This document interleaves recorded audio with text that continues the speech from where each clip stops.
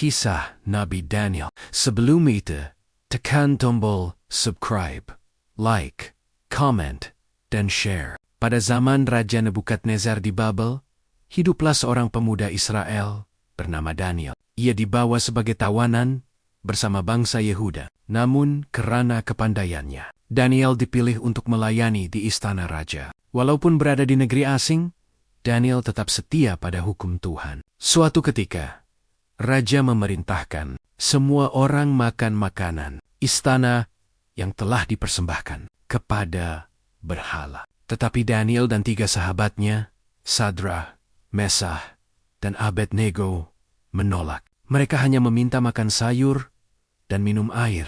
Tuhan memberkati mereka, sehingga mereka lebih sehat dan lebih bijaksana daripada yang lain. Daniel juga diberi karunia dari Tuhan untuk mengerti mimpi dan rahasia. Saat Raja Nebukadnezar gelisah karena mimpinya, Daniel berdoa dan Tuhan memberinya pengertian. Ia menjelaskan arti mimpi itu.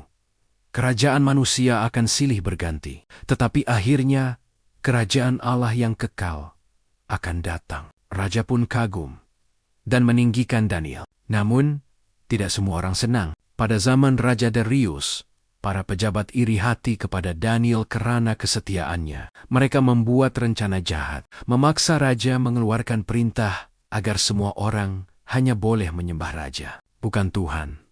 Tetapi Daniel tetap berdoa 3 kali sehari menghadap Yerusalem. Akhirnya, Daniel dilemparkan ke gua singa sebagai hukuman. Malam itu, singa-singa lapar tidak menyentuhnya, karena malaikat Tuhan menutup mulut mereka. Keesokan harinya, Raja Darius melihat Daniel masih hidup, lalu memuji Allah yang hidup, yang menyelamatkan hambanya. Daniel pun semakin dihormati. Sepanjang hidupnya, Daniel tetap menjadi contoh orang yang beriman, berani, dan setia kepada Tuhan meskipun berada di tanah asing. Dalam kitab Injil 1, Yesus menyebut nubuat Daniel dalam Injil Matius 24, baris 15, dan Markus 13, baris 14.